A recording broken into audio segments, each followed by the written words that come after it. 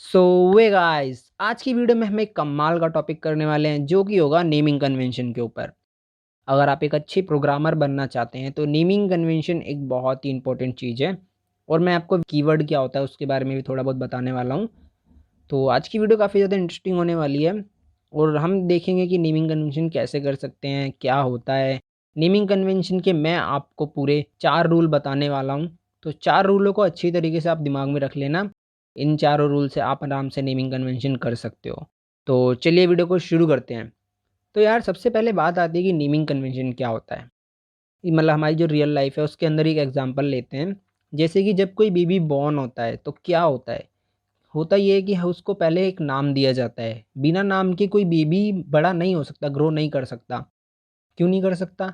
क्योंकि अगर हमें उस बेबी का कोई आइडेंटिटी कार्ड बनाना है या उसका स्कूल में एडमिशन कराना है या किसी भी तरह का कुछ काम कराना है उस बेबी को लेकर, तो हमें उस बेबी की एक आइडेंटिटी चाहिए होगी। उस बेबी का एक नाम चाहिए होगा।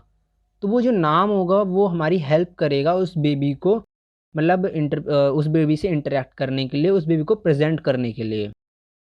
तो नेमिंग कन्वेंशन और कुछ नहीं होता है, जो डेटा होता है उसको प्रेज़ेंट करने के लिए हमें उसे नाम देना पड़ता है। उसे ही कहते हैं नेमिंग कन्वेंशन। और नेमिंग कन्वेंशन का मतलब कि इसके अंदर कुछ सर्टेन रूल होंगे, ऐसे कुछ रूल होंगे जिनको फ़ॉलो कर कर आप नेम रख सकते हैं। जैसे कि हमारे जो रियल लाइफ़ में होता है कि हम किसी का नाम ऐसे नहीं रखते 223, ऐसे नहीं रखते, हम किसी का नाम ऐसे नहीं रखते #11। ये कोई नाम नहीं होते हैं। तो मतलब वैसे रूल नहीं होते हैं, हम रखना चाहें तो रख सकते हैं। लेकिन ऑब्वियसली बात है यार, ऐसे कोई नाम नहीं रखता किसी का भी 22 करके हैशटैग करके। तो ऐसे मतलब रूल होते हैं, जो रियल लाइफ़ होती है उसमें भी रूल होते हैं कि हम कैसे मतलब किसी साइन को लेकर किसी का नाम नहीं रख सकते। जैसे कि जो थंब वाला साइन होता है ऐसा कोई नाम नहीं होता। मतलब ये सूरी रूल हैं कि हाँ, हम जो नाम रखते हैं वो एक ऐसा नाम होना चाहिए जिससे कि कुछ रिलेट कर पाएँ। जैसे कि हम मेरा नाम मनीष है तो ऐसे एक नाम है, ऐसे थोड़े ही नाम होता है कि मनीष 778 हैशटैग, तो ये नाम गलत होगा। इसी तरह हमारे प्रोग्राम के अंदर भी कुछ रूल हैं, उन रूल को फ़ॉलो करके ही आप नेम कन्वेंशन कर सकते हो, नेमिंग कन्वेंशन कर सकते हो। और याद रखना ये बहुत ही इम्पोर्टेंट है। अगर आपने इसमें गलती कर अगर आपने ये समझा नहीं, तो इन फ्यूचर जो भी आप प्रोग्राम बनाओगे, उसके अंदर आपको दिक्कत होने वाली है। उसके अंदर आप एरर जनरेट कर सकते हो, उसके अंदर आप ऐसा कुछ कर सकते हो जो कि गलत है, या फिर आप अपने प्रोग्राम को अच्छी तरह प्रेज़ेंट नहीं कर पाओगे। तो नेमिंग कन्वेंशन एक बहुत ही इम्पोर्टेंट चीज़ है। अभी तक मैंने बस बताया आपको नेमिंग कन्वेंशन क्या होता है, क्यों इम्पोर्टेंट है, ठीक है? तो कुछ रूल होते हैं इसके, उन रूल के बाद आप कभी भी इसको नहीं भूलोगे और इस वीडियो के बाद आप नेमिंग कन्वेंशन में बिल्कुल भी दिक्कत नहीं होगी, आपको कोई भी कन्फ्यूजन नहीं होगी। तो हमारा जो पहला रूल है, हमारा पहला पहला जो रूल है वो क्या कहता है?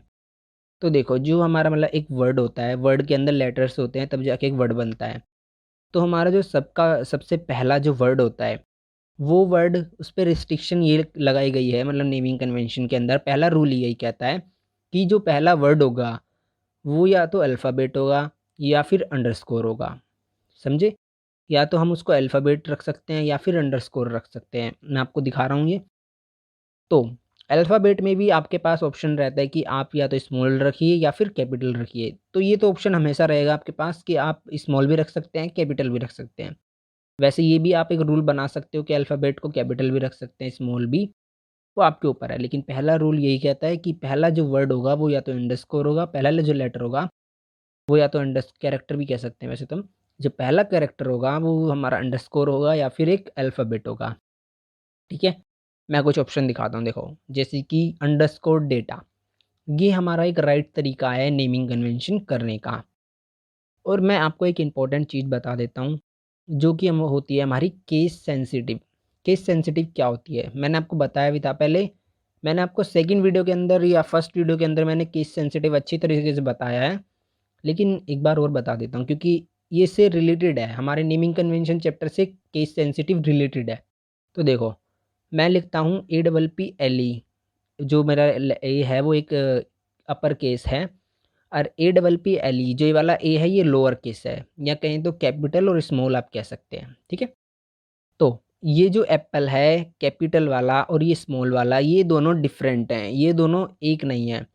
प्रोग्राम अगर इन दोनों को अंडरस्टैंड करेगा तो वो अलग-अलग होगा। जैसे कि रियल लाइफ़ में हम मतलब बोलते हैं जैसे कि रिया, रिया, ये दोनों बोलने में सेम है लेकिन जब इनको राइट किया जाता है तो एक होता है RIYA और एक होता है RIY, रिया, तो ये डिफरेंट हो जाते हैं। तो इसी तरह से हमारा केस सेंसिटिव होता है जो कि इम्पैक्ट करता है कैपिटल और स्मॉल के होने पे। अब याद रखना ये जो केस सेंसिटिव लैंग्वेज होती है मैंने वो बताया था उसके अंदर कि वर्ड का स्मॉल या कैपिटल होने से उस पे फ़र्क पड़ता है। तो हमारा पहला रूल तो देखो यही था कि पहला जो अंडरस्कोर होता है मतलब जो पहला जो हमारा कैरेक्टर होता है वो अंडरस्कोर होगा या फिर एक अल्फ़ाबेट। अब हमारा जो दूसरा रूल कहता है वो ये कहता है कि हम कोई भी स्पेशल कैरेक्टर का यूज़ ही नहीं कर सकते हैं। ठीक है? अब आप कहोगे कि मतलब अंडरस्कोर भी तो करा है हमने, तो देखो अंडरस्कोर को छोड़ के आप कोई सा भी स्पेशल कैरेक्टर ना ही स्टार्टिंग में, ना ही एंड में कहीं भी यूज़ नहीं कर सकते हैं, सिवाय किसके अंडरस्कोर के, ठीक है?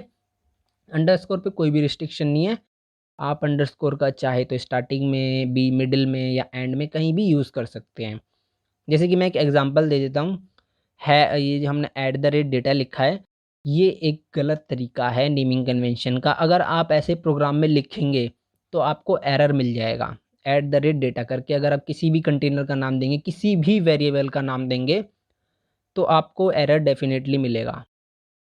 एक और एग्ज़ाम्पल देखते हैं, जैसे कि ये है हैशटैग कूल बॉय मन्नू, तो मतलब हमारा चैनल ही है ये, तो सब्सक्राइब कर लेना अगर वीडियो पसंद आए तो।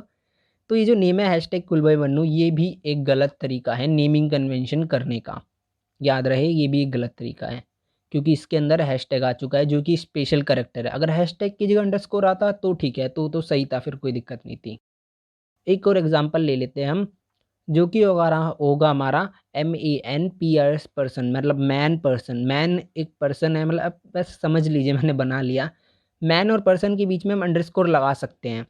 तो याद रहे, हाँ, एक चीज़ याद रखना, ये भी एक रूल कह सकते हैं कि जो 2 वर्ड मतलब जैसे कि मैन पर्सन है, इसके बीच में मैंने अंडरस्कोर लगाया।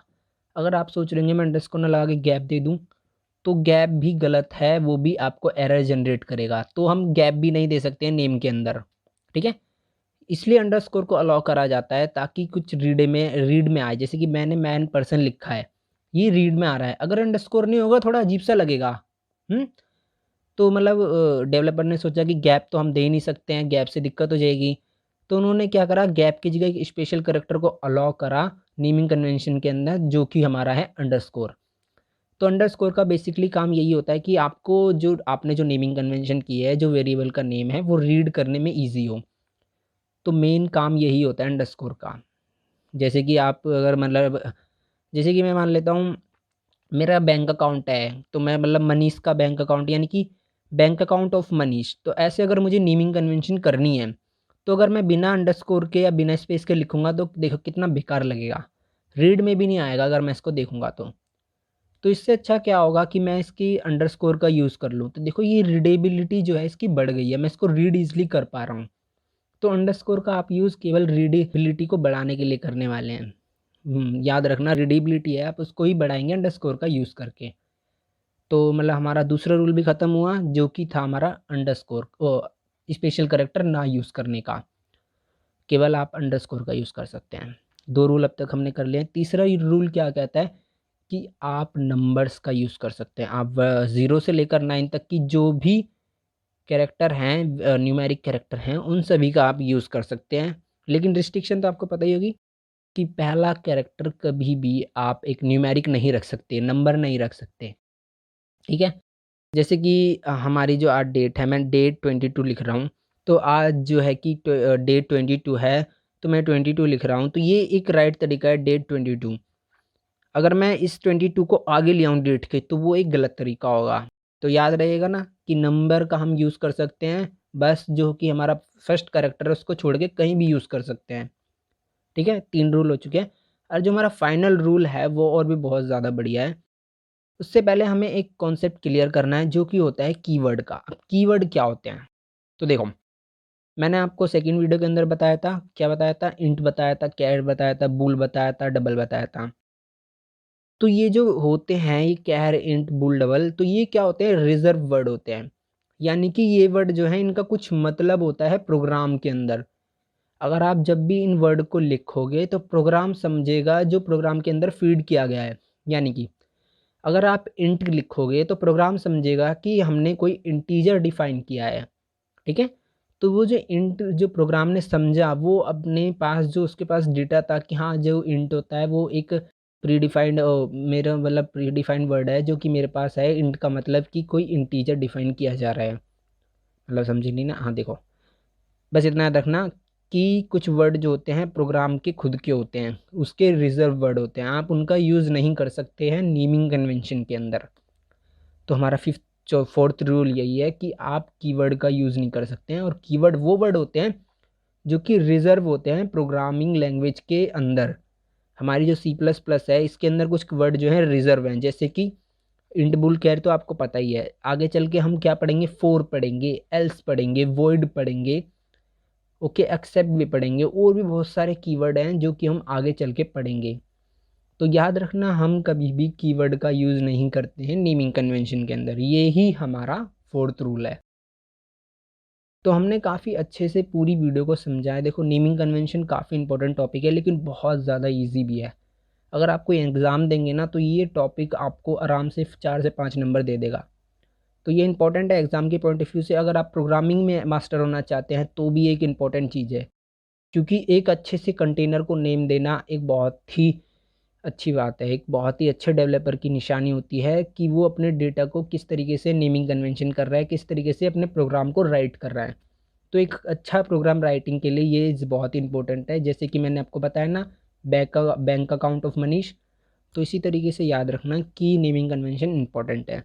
और नेक्स्ट वीडियो के अंदर हम एक बहुत इंपॉर्टेंट टॉपिक करने वाले हैं जो कि इन फ्यूचर में जो वीडियो आएंगी उनके अंदर हमें हेल्प करेगा। तो नेक्स्ट वीडियो का टॉपिक मैं रिवील करता हूँ जो कि होने वाला है हमारा नंबर सिस्टम के ऊपर, और इसके अंदर हम पढ़ने वाले हैं binary through decimal, decimal to binary system conversion, number system conversion. तो नेक्स्ट वीडियो काफ़ी ज़्यादा अमेजिंग है, उसके लिए भी तैयार रहना। तो चलिए नेक्स्ट वीडियो में मिलते हैं, और आज की वीडियो में बस इतना ही।